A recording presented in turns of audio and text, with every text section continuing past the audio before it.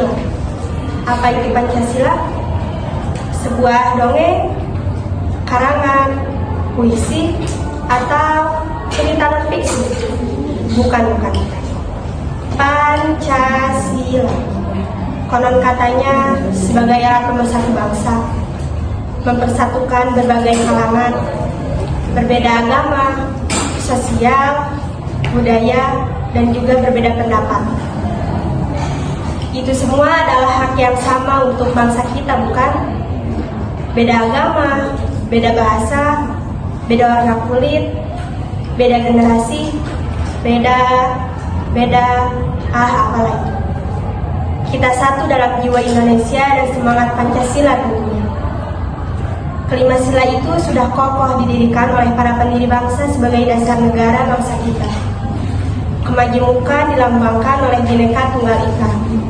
Lalu, di manakah Pancasila saat ini? Bersembunyi di mana? Hei, kamu di mana? Bukankah kamu dasar negara kita? Sekarang aku tak melihat apapun di sini. Bangsamu seolah-olah telah melupakanmu. Mengaku Pancasilais, tapi perilaku tidak mencerminkan nilai-nilai Pancasila. Nasionalis, tapi lebih mencintai dan mengagung-agungkan budaya asing. Mereka seolah tidak menghargaimu dari bangsa terdahulu yang telah menciptakanmu dengan sempurna. Pancasila, kamu di mana? Aku sudah muak dengan keadaanmu berdiri seperti ini. Para tikus berdasi berkeliaran. Kebebasan berpendapat dikebiri. Kebenaran dibungkam dengan uang. Moralitas sudah rusak. Premanisme bertopeng kebijakan. Ibu Pertiwi sedang menangis melihat Indonesia seperti ini. Aku yakin tentang ini. Pancasila sekarang hanyalah simbol tanpa ada nilai-nilai yang terpancar. Kemana dirimu sesungguhnya? Halo? Hei anak muda, Pancasila itu ada di sekitar kita. Ia ada di setiap detak jantung bangsa Indonesia. Nelayan-nelayan yang penuh kegembiraan karena hasil lautnya berlimpah, juga butiran para padi petani yang menguning disambut senyum olehnya. Ia ada pada semua kekayaanmu Pertiwi, juga pada keberagaman yang kita miliki. Mata itu tidak selamanya benar. Gunakan mata hatimu, maka kepentingan bangsa. Menemukan Pancasila. Ayah, sudah 7 bulan sejak beliau pergi. Namun, kenangan dan pelajaran yang beliau berikan terus hidup dalam diri saya. Ayah lahir di sebuah desa kecil saat Indonesia masih dijajah. Meskipun hidup dengan tantangan, tapi semangat dan perjuangannya sangat menginspirasi. Beliau bercerita tentang didikan keluarganya yang tegas. Setiap pagi,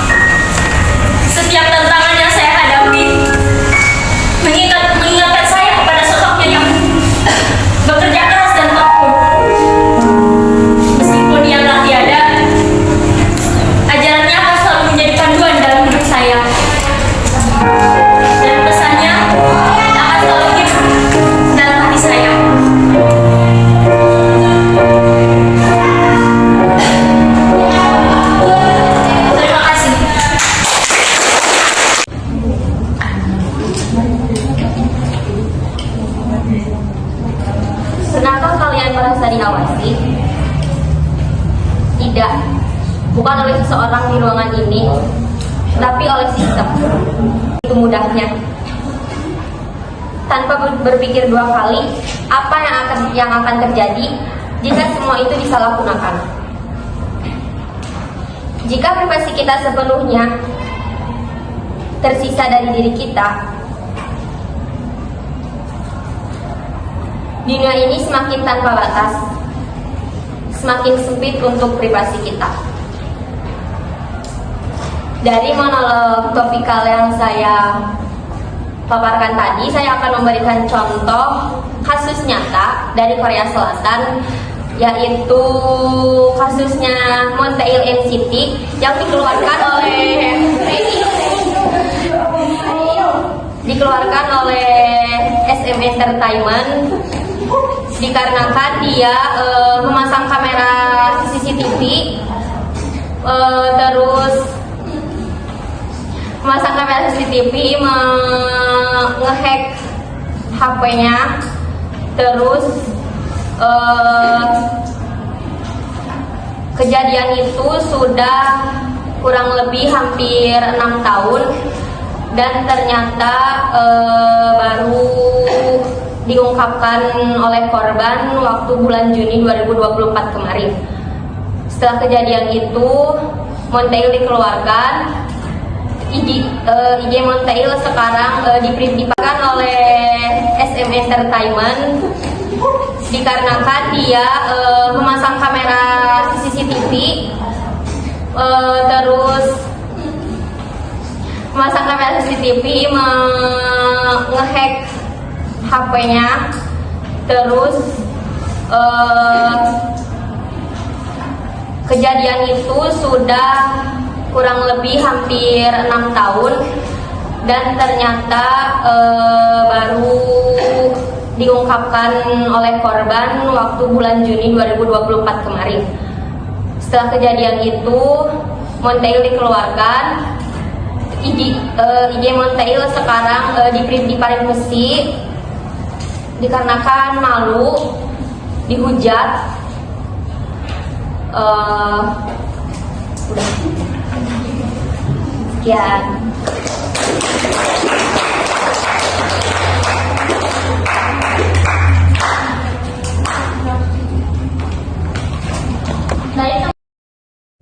Memakai seragam merah putih. Meskipun ia selalu mengeluh kepadaku karena sepatu yang ia pakai tidak sebagus teman-temannya. Kasihan kan? Aku memakan semua keluhan itu. Giliranku untuk bekerja lebih keras agar bisa memberikan ia sepatu baru.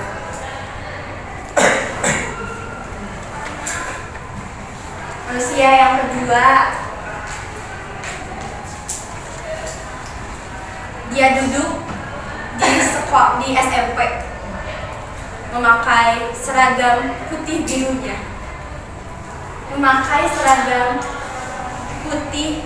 birunya, Aku bangga sekali ia bisa bersekolah di SMP. Karena kala itu aku tidak yakin bisa menyekolahkan ia, karena sebuah keadaan ekonomi yang sekarang ini tidak begitu menyenangkan, tidak begitu meyakinkan. Sekarang giliranku lagi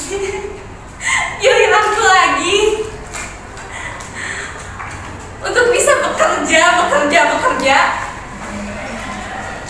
karena dia membutuhkan gawai untuk dia berinteraksi dengan temannya. Katanya ia bercerita kepadaku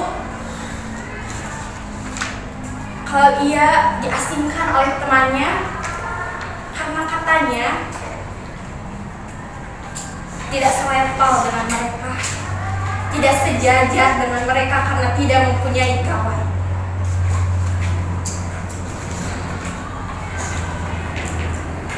giliranku lagi dan lagi.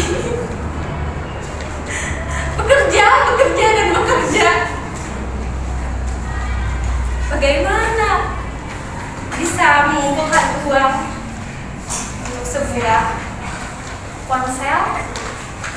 Bagaimana itu?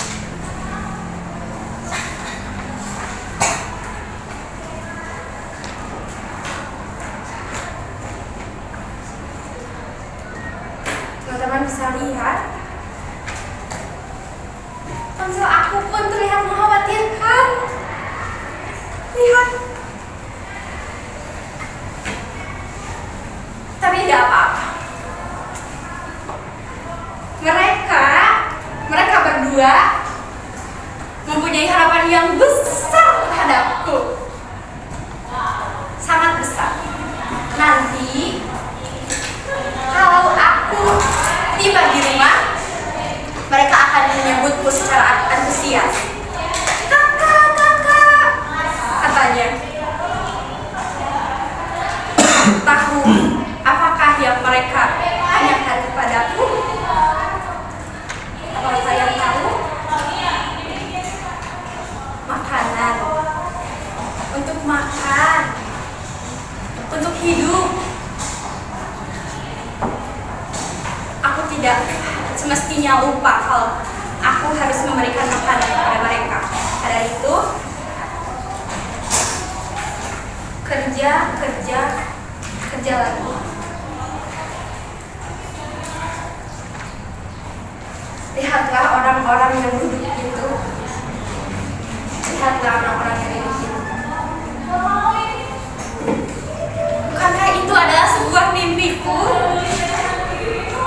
Bukankah itu adalah sebuah mimpi besarku? Berusaha untuk menggapai ambisi, berusaha untuk menggapai mimpi.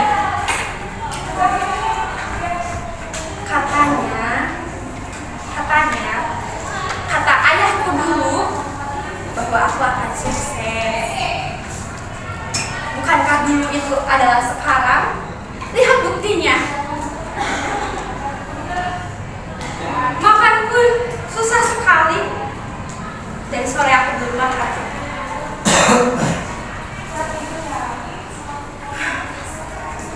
Tapi sekali saja, bolehkah aku menyalahkan takdir? Bagaimana aku tidak bisa menyalahkan takdir? Setiap hari aku menjerit. Di dalam hatiku, meskipun di dalam hatiku aku menjerit. Tolong.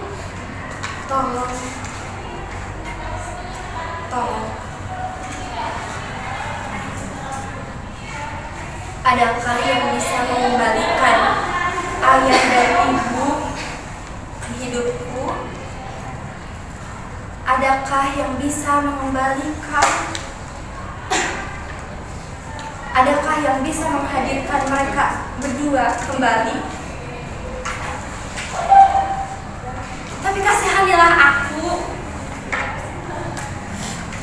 Ibuku sudah terkubur, menyatu dengan tanah. Ayahku sama terkubur juga. Tapi bedanya dia dikelilingi oleh jeruji besi. Dia berhasil dikelilingi oleh besi karena memakan hak rakyat. Aku kecewa pada ia. Ayahku yang dulu aku bangga-banggakan adalah seorang tikus berdasi yang sekarang keadaannya payah sekali. Lihat, hari sudah sore. Saatnya aku pulang. Jalan kaki.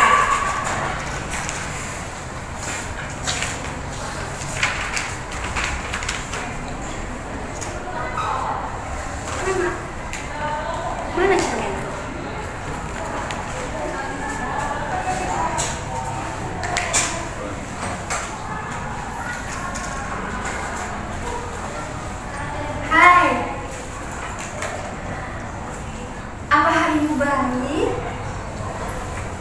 Lihatlah, cantik pun sudah pudar, tertutup oleh masalah dunia yang sialan itu. Katanya adikmu ingin ini, katanya adikmu ingin itu. Bukankah aku yang harus menuruti kemauannya? Kasihan. Dia tidak mempunyai ayah dan ibu seperti teman-temannya.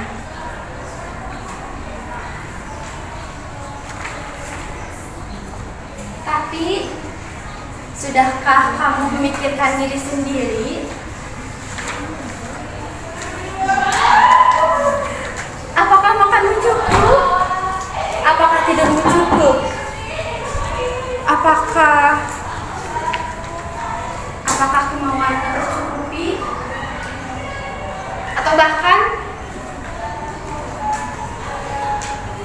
kamu hanya memenuhi kemauan orang lain?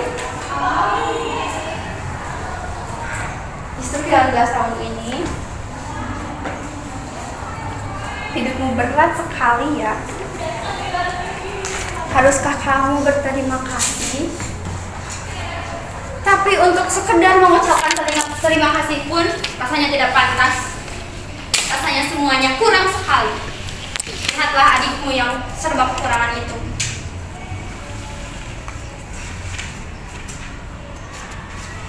Pikiranmu sangat penuh.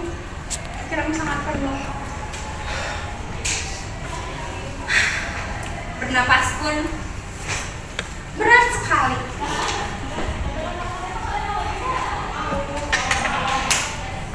Sebentar, ada yang berdering di ponsel.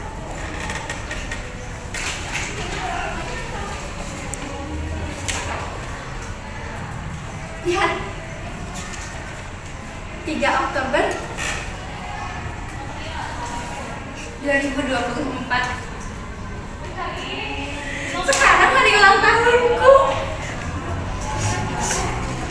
Bahkan aku tidak ingat dengan ulang tahun sendiri. Kenapa? Karena sibuk dengan dunia yang sekarang ini.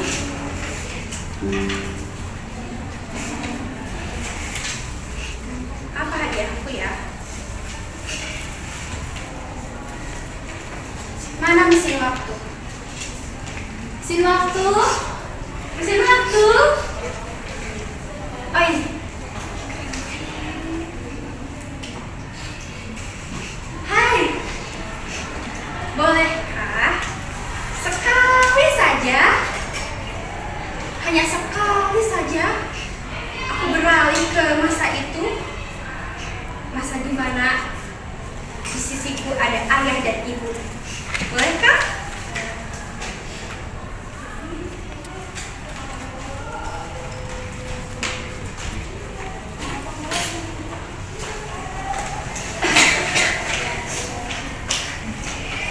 Sudah siap kameranya? Halo semuanya, perkenalkan, nama aku Gendis. Di usia yang ke-8 tahun ini, aku senang sekali karena aku berjuara 1 tepat dengan hari ulang tahunku. Pasti ayah dan ibu bangga sekali. Ya kan ya? Ya kan Bu? Nanti kalau sudah besar, aku ingin menjadi orang yang sukses seperti ayah, seperti ibu. Karena kata ayah, aku akan bersekolah tinggi. Aku akan bersekolah di luar negeri agar menjadi orang sukses. Hari ini aku sangat senang karena setelah ini ayah dan ibu menghadiahiku untuk membeli sebuah boneka untuk bermain di taman. Untuk aku yang 10 tahun ke depan, nanti jangan khawatir, hidupku akan tenang karena ada ayah dan ibu. Aku pergi dulu ya. Dadah.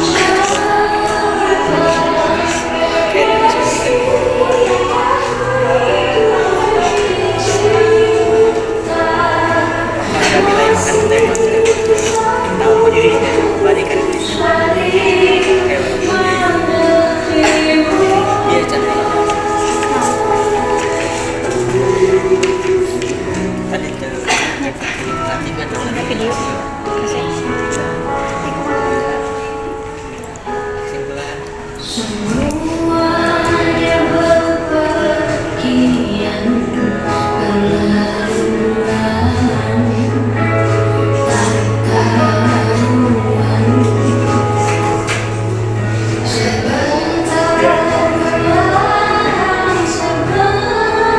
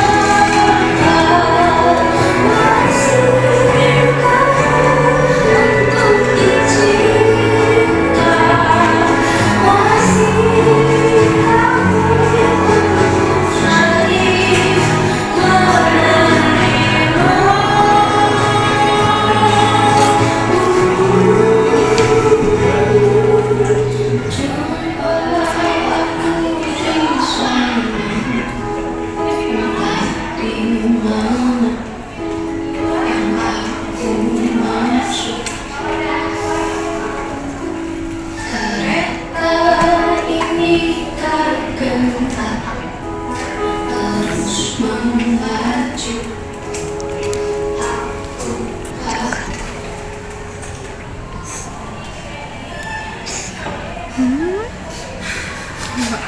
Untuk aku yang sedang berulang tahun di 8 tahun itu, ada pesan dariku yang sedang berulang tahun ke 20 tahun. Permintaan maaf yang sebesar-besarnya karena hidupmu keluar dari harapan. Hidupmu keluar dari harapan. Maaf